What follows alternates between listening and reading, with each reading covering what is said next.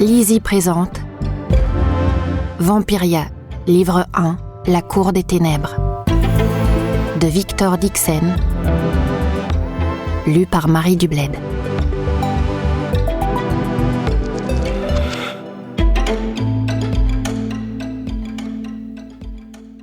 Pour eux, pour mes parents, pour ma sœur Lisa. Nous pouvons tout ce que nous voulons, tant que nous sommes vivants.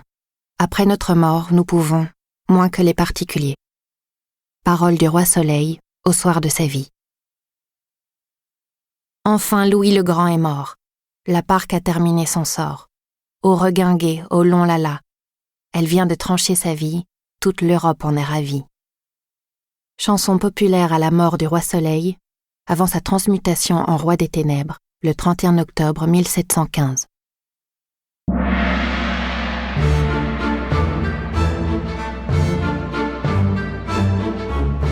Préambule.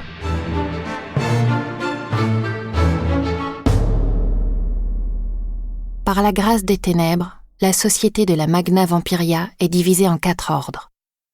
Un ordre immortel, les vampires de la haute noblesse, et 3 ordres mortels, les hobereaux de la basse noblesse, les docteurs de la faculté hématique et les roturiers du quart-état. Les articles ci-dessous concernent cette dernière population. Article 1er. Obéissance. Obedientia.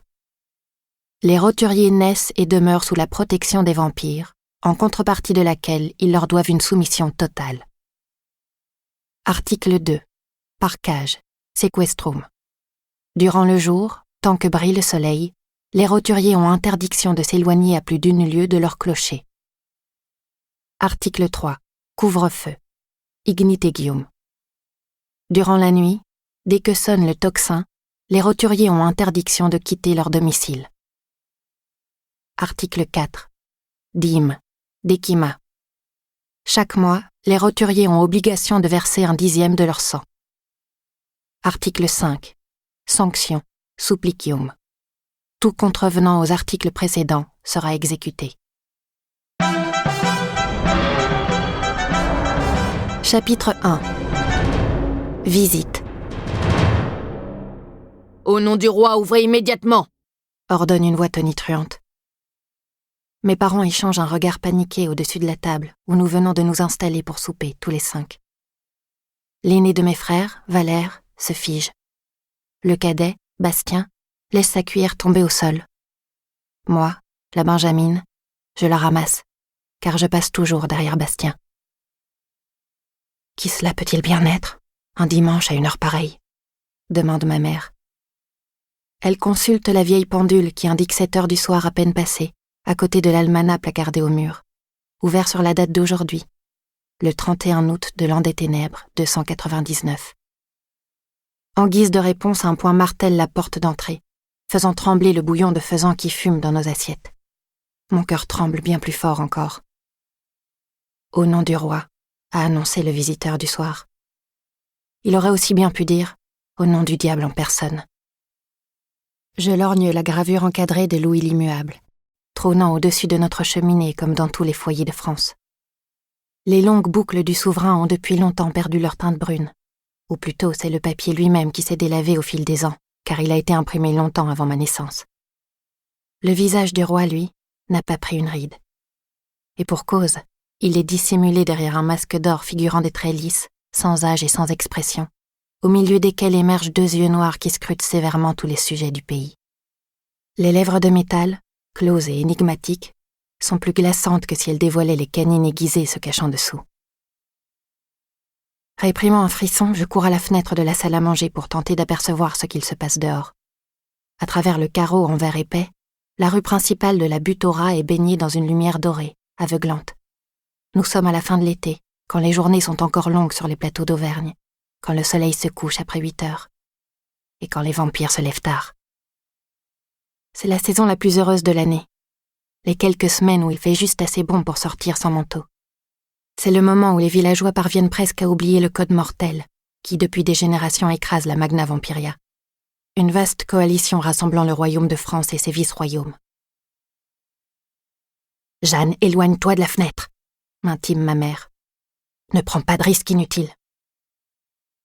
Elle rabat nerveusement derrière son oreille une mèche de sa longue chevelure brune. Mes propres cheveux, coupés au-dessus des épaules, sont gris depuis toujours. Il n'y a que maman pour trouver cette anomalie charmante. Les rayons ne vont pas me brûler la peau, dis-je en haussant les épaules. Je ne suis pas une suceuse de sang. N'emploie pas de telles expressions, se récrie mon père, outré, en frappant du poing sur la table. Il est toujours le premier à s'indigner qu'on manque de respect aux vampires, tel le bon citoyen à la botte du régime qu'il a toujours été. Il a religieusement installé sous le portrait royal des chrysanthèmes séchés, les fleurs des morts vivants. C'est que l'année prochaine, le pays fêtera le jubilé du despote. Près de 3 siècles se sont écoulés depuis sa transmutation, en l'an de grâce 1715 de l'ancien calendrier, la nuit où il aurait dû mourir de vieillesse au terme d'une interminable fin de règne marquée par la guerre et la famine. Plutôt que de se coucher à jamais, le roi Soleil a accompli un rituel médical terrible et secret. L'opération lui a offert l'immortalité, tout en mutilant son visage. Louis XIV est devenu Louis l'Immuable, le roi des ténèbres, le premier vampire de l'histoire. Rapidement, tous les monarques du continent lui ont prêté allégeance pour se transmuter à leur tour en immortel. L'Europe s'est figée dans un joug de fer et le climat lui-même s'est enrayé. Un âge glaciaire s'est emparé des terres, l'ère des ténèbres. « Ouvrez immédiatement ou nous défonçons le battant !» hurle la voix à l'extérieur, de plus en plus véhémente. Le poing se remet à tambouriner à la porte de l'apothicairie attenante à nos appartements, dont l'entrée donne sur la place du village. Mes frères se lèvent à leur tour. Valère se précipite vers le buffet pour en sortir le long couteau avec lequel papa a découpé le faisan que j'ai braconné le matin même dans la forêt. Bastien se contente de jeter des regards affolés. Tibère, le vieux matou de la maison, délaisse son assiette d'abat pour aller se réfugier dans un coin. Quant à moi, je me campe instinctivement sur mes jambes, mes cuisses se tendant sous ma culotte en peau de mouton. J'ai beau être petite pour mes 17 ans, mon corps est vif et rodé à la course. « Je reconnais les manières de la prévôté », murmure Valère, clignant des yeux derrière les besicles qui le vieillissent. Il a toujours été le plus nerveux de la famille. « Calme-toi, Valère », lui ordonne maman, d'une voix à la fois douce et autoritaire. « Lâche ce couteau, il ne va rien nous arriver. » Il s'exécute. Devant notre mère, mes grands frères filent doux. À la boutique, c'est elle qui tient les cordons de la bourse. Et à la maison, c'est elle qui a le dernier mot. Maman a raison, il ne va rien nous arriver, dis-je. Tout simplement parce qu'il n'arrive jamais rien ici. Pas vrai, Bastien? Malgré le ton moqueur que j'adopte pour arracher un sourire à mon frère préféré, je ressens une obscure inquiétude. Qui pourrait en vouloir au couple Froidelac, honorable apothicaire d'un bourg perdu au fin fond de l'une des provinces les plus enclavées de France, à 20 lieues de Clermont, la ville la plus proche? Mes parents ont toujours payé l'impôt, que ce soit celui de l'or ou celui du sang. 12 fois l'an, mon père aide même le docteur Boniface à pratiquer la saignée sur tous les habitants du village, en commençant par lui-même, sa femme et ses enfants. Sous le code mortel, la charge d'un apothicaire n'est pas seulement de fournir des remèdes aux gens, mais aussi de leur soutirer le précieux liquide. Telle est la dîme collectée par la faculté hématique, du grec aimatos, le sang, religion fondée par les prêtres médecins qui ont transmuté le roi. Nous autres roturiers, nous devons verser 1/10 de notre sang en sacrifice pour nourrir nos seigneurs et maîtres. Chaque mois, le docteur Boniface envoie 200 flacons pleins à son supérieur, l'archiatre de Clermont, ainsi qu'on nomme les prélats ayant remplacé les évêques de jadis. Nous n'avons rien à nous reprocher, n'est-ce pas, mis à part d'être mortellement ennuyeux, dis-je en décochant un nouveau clin d'œil à Bastien, le seul à la maison capable d'apprécier mon humour noir. Mon père opine du chef, comme il le fait habituellement pour rassurer les malades, mais son front est plissé par l'angoisse. Je ne l'ai jamais vu comme cela. Ou plutôt si, c'était la tête qu'il affichait par cette glaciale nuit de décembre il y a 5 ans. Les hommes du prévôt avaient traîné jusqu'à l'apothicairie un voyageur étranger au manteau couvert de neige. Le pauvre bougre avait bravé le couvre-feu, interdisant aux gens du Caréta de circuler sur les routes passé le crépuscule. Il avait été victime d'un vampire de passage, dont on ne connaîtra jamais le nom. Les seigneurs de la nuit ont le droit de se nourrir à leur guise sur ceux qui sortent après le son du tocsin. Pour toute signature, le prédateur n'avait laissé que 2 perforations violacées sur le cou de sa proie, la vidant presque entièrement de son sang. J'avais 12 ans. C'était la première fois que je voyais une morsure de vampire. Je n'en ai pas revu depuis. Ici, au fin fond de l'Auvergne, où l'on compte 2 fois plus de moutons que d'êtres humains, et 10 fois plus de rats encore, les seigneurs de la nuit ne s'aventurent guère. J'inspire profondément, tâchant de rassembler mes pensées. Cette lointaine nuit d'hiver, tandis qu'un homme transi de froid agonisait dans ses bras, mon père avait le visage du désespoir. Mais aujourd'hui, en plein été, alors qu'il fait encore jour, qu'est-ce qui peut bien le plonger dans un état pareil ? Apothicaire, écoute-moi bien, c'est ma dernière sommation, avertit la voix furieuse depuis la place du village. Mes parents échangent un regard poignant. Puis mon père se dirige vers la porte, séparant la salle à manger de la boutique. La pièce révèle des étagères couvertes de pots en faïence, soigneusement rangées, sur lesquelles Bastien s'est appliqué à peindre les noms de divers onguents et potions. Le soleil du soir luit sur le comptoir en bois. J'ai si souvent étouffé dans cette boutique exiguë, à tenir la caisse, hantée par l'angoisse de sentir mon existence me filer entre les doigts. Je ne suis bien que dans mes culottes de peau, mes cheveux bizarres camouflés sous un chapeau de berger, à courir la forêt pour y récolter des simples et pour y taquiner le gibier lorsque l'occasion se présente. À cette pensée, je suis prise d'un doute. Et si la prévôté venait m'arrêter pour le faisan que nous nous apprêtions à déguster ? La chasse est interdite aux roturiers. Mais jusqu'à présent, le prévôt Martin a toujours fermé les yeux sur mes incartades, parce que mes parents lui fournissent gracieusement la tisane de sauge avec laquelle il soigne ses crises de gouttes. Je me tords le cou pour mieux voir, filtrant la lumière éblouissante à travers mes cils. Derrière la porte vitrée donnant sur la place du village, je découvre enfin la silhouette du visiteur. Ce n'est pas le prévôt Martin, ce petit homme débonnaire qui dirige les 3 gendarmes de la butte aux rats. L'individu qui menace de briser la vitrine de son poing ganté est grand et sec comme un gibet. Son corps est entièrement enveloppé dans une longue blouse noire tombant jusqu'au sol. Une large fraise de tissu blanc plissé fait le tour de son cou, ornement propre à la faculté. Un inquisiteur, je souffle, reconnaissant la boucle de fer en forme de griffe de chauve-souris accrochée à son chapeau conique. Je n'ai jamais vu d'inquisiteur ailleurs que sur les gravures des romans. Mais je sais qu'ils sont les seuls membres de la faculté à arborer la griffe de chauve-souris, prête à broyer les ennemis de la religion d'État partout où ils se nichent. La présence d'un dignitaire aussi haut placé à la butte aux rats est inouïe. La faculté n'y est guère représentée que par le docteur Boniface, dont la modeste fraise se résume à une simple collerette aplatie. Cette fois, j'en suis sûre. Il y a une erreur. Une effroyable méprise, que mon père va dissiper en quelques mots. Les enfants, montez à l'étage, nous ordonne maman. Pourquoi ? Proteste Valère. Ne discute pas. Nous lui obéissons à contre-cœur. Mais parvenu en haut de l'escalier menant aux chambres, je glisse un mot à mes 2 frères.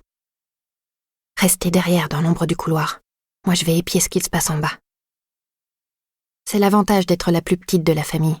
Je peux me cacher partout.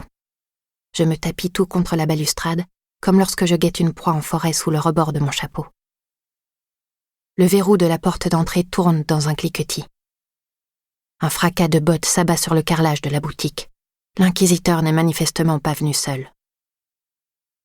Depuis mon perchoir, je le vois pénétrer dans la salle à manger, suivi d'un, de 2, de 3 soldats habillés de cuir sombre, chaussés de hautes cuissardes et lourdement armés.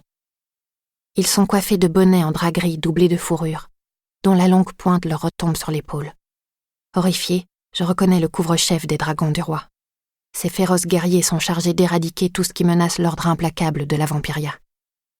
Pourquoi sont-ils ici ce soir ? Mon père tente de feindre l'assurance. Soyez le bienvenu dans mon humble demeure, votre révérence. Mon épouse et moi nous sommes honorés de votre visite. Nous allions justement souper d'une poule au pot. Une poule au pot, voilà un petit mensonge. Faire passer le faisan braconné pour une volaille achetée au marché. Un étranger comme l'inquisiteur ignore sans doute qu'à la butte aux rats, où il gèle les 2 tiers de l'année, les hommes et les bêtes doivent arracher leur pitance à la terre stérile. Ici même, un notable comme l'apothicaire ne peut pas s'offrir un poulet chaque semaine. Nous serions ravis de partager avec vous notre modeste repas, continue mon père, comme si de rien n'était. Il désigne du doigt la soupière ébréchée, le pichet rempli de vin coupé à l'eau, et la corbeille de pain que nous avons l'habitude de couvrir d'un torchon pour éviter que les rânes s'y servent. C'est un service des plus simples, mais le bouquet rassemblé par maman ajoute une touche de couleur et de grâce. Ce ne sont pas des chrysanthèmes séchés, comme ceux qui ornent l'autel du roi, mais des fleurs des champs encore fraîches. Le bon roi Henri, en son temps, n'a-t-il pas souhaité que chaque sujet de son royaume puisse mettre la poule au pot le dimanche ? Insiste mon père en souriant. L'inquisiteur le coupe d'une voix gutturale, aussi tranchante que le visage en lame de couteau émergeant au-dessus de sa fraise. Laisse le vieux roi Henri où il est, dans sa tombe, où ses os blanchissent depuis des siècles. J'entends Valère lâcher un juron étouffé dans mon dos. Henri IV est l'avant-dernier mortel ayant régné sur le pays.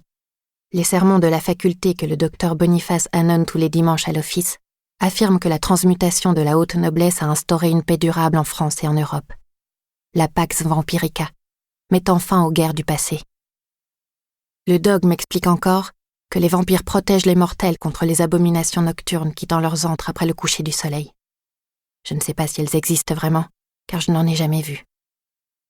Le credo hématique prétend enfin qu'il y a une continuité dynastique depuis Henri IV, le fondateur des Bourbons, qui aimait sincèrement son peuple, jusqu'à Louis l'Immuable, son petit-fils qui nous gouverne aujourd'hui. Mais les souverains du passé allaient à visage découvert comme chacun de leurs sujets, alors que depuis 300 ans, l'Immuable se cache derrière un masque impénétrable.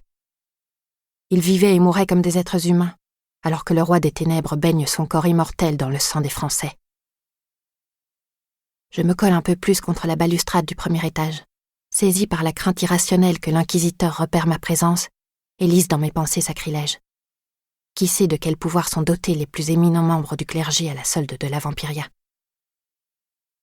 Mais toute l'attention du visiteur reste focalisée sur mon pauvre père.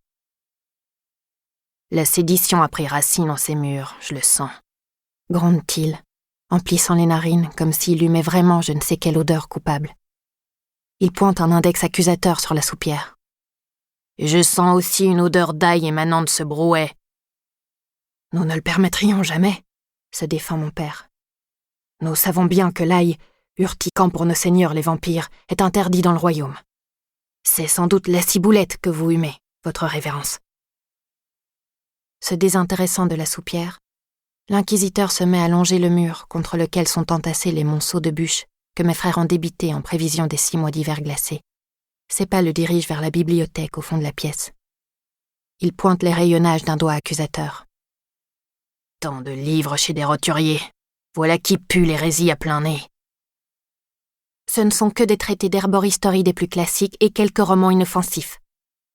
Rétorque ma mère, se cambrant fermement sur ses jambes. Elle a raison, il n'y a rien d'anormal dans notre bibliothèque. À part peut-être une collection de romans d'aventure en anglais, que j'ai lus des dizaines de fois pour fuir l'ennui de la butte aux rats. Ma mère les a reçus en héritage d'un obscur grand-oncle qu'elle n'a pas connu. Elle a appris l'anglais avant de me l'enseigner à mon tour, mais elle n'a jamais mis les pieds outre-Manche. En vertu du code mortel, les roturiers sont non seulement soumis au couvre-feu qui les enferme chaque nuit, mais aussi au parquage, qui limite leur déplacement pendant la journée à 1 lieue du clocher de leur village. L'inquisiteur n'est pas venu pour parler littérature.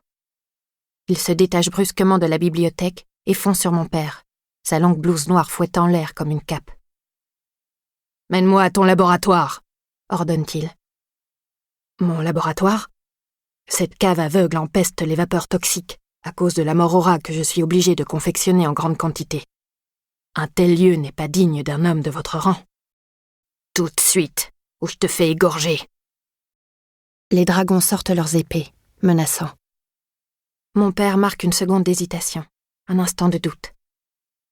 Et moi aussi je doute. Oui, pour la première fois, je doute de lui. Pourquoi rechigne-t-il à montrer son laboratoire à ces intrus? Cette pièce pleine de vieilles cornues et bréchées et d'alambics cabossés a peu d'intérêt. À moins que... « Qu'est-ce que tu vois, Belette ?» murmure Bastien derrière moi, affolé. Belette. Voilà le surnom affectueux qu'il m'a donné. Bastien est un artiste qui passe ses journées à dessiner, et son œil est prompt à déceler les silhouettes de bêtes qui se cachent derrière celles des gens. Papa se dirige vers la trappe de la cave, je chuchote. Mon père m'apparaît soudain aussi voûté qu'un vieillard, alors qu'il n'a que 45 ans. Son regard vibrant s'envole jusqu'en haut de l'escalier et croise furtivement le mien.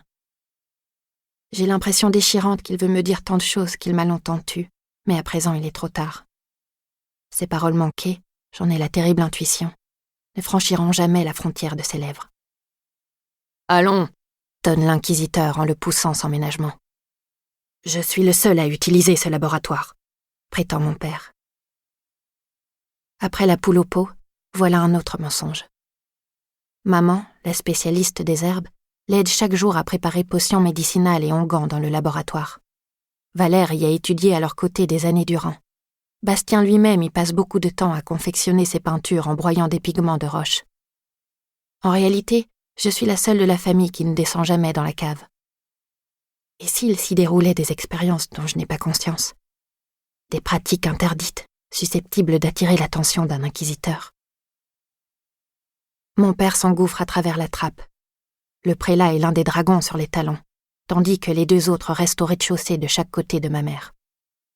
Bientôt, un vacarme remonte de la cave, bruit de verres brisés et de métaux qui s'entrechoquent.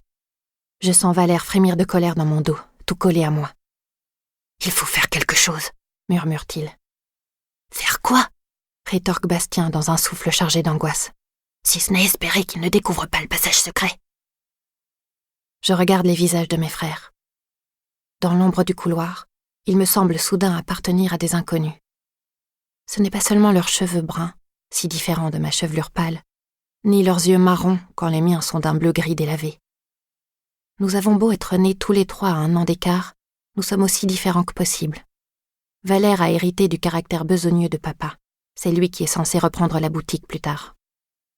Bastien, lui, possède le raffinement de maman. Quand il n'est pas occupé à dessiner ou à rêvasser, sa belle écriture fait de lui l'écrivain public du village. Moi, je ne tiens de personne. Aucun métier ne m'attend. Et ce soir, je me sens exclue de ma propre famille. « De quoi parlez-vous » je chuchote. « Quel passage secret ?»« Mieux vaut que tu ne saches pas » rétorque Valère, le regard sévère derrière ses besicles. « Les parents disent que tu es trop imprévisible. »« Quel passage secret ?» je répète en lui attrapant le poignet.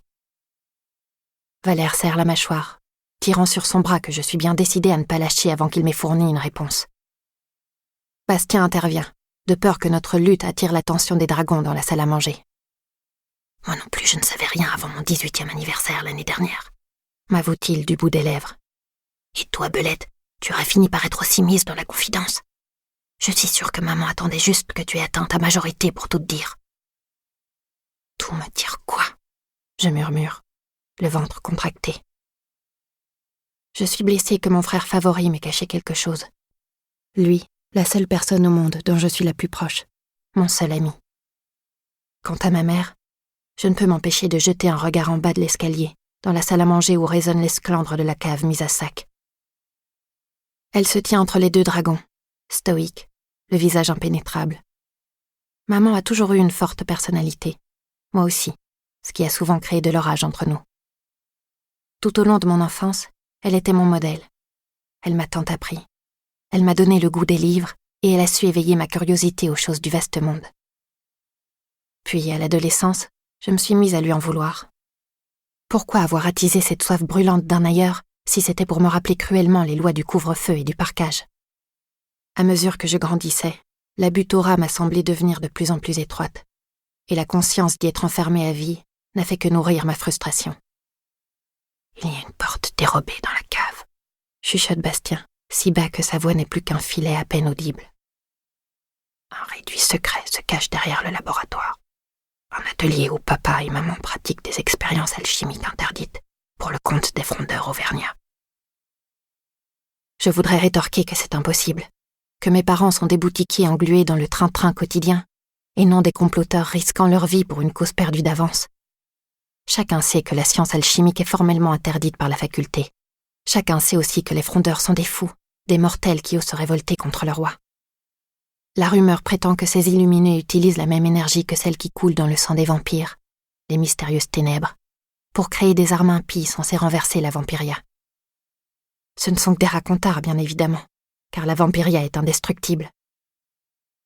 Jamais les parents ne se seraient laissés embarquer dans une telle folie, dis-je, ulcéré. Jamais ils... Une terrible détonation avale la fin de ma phrase. ébranlant la maison jusque dans ses fondations.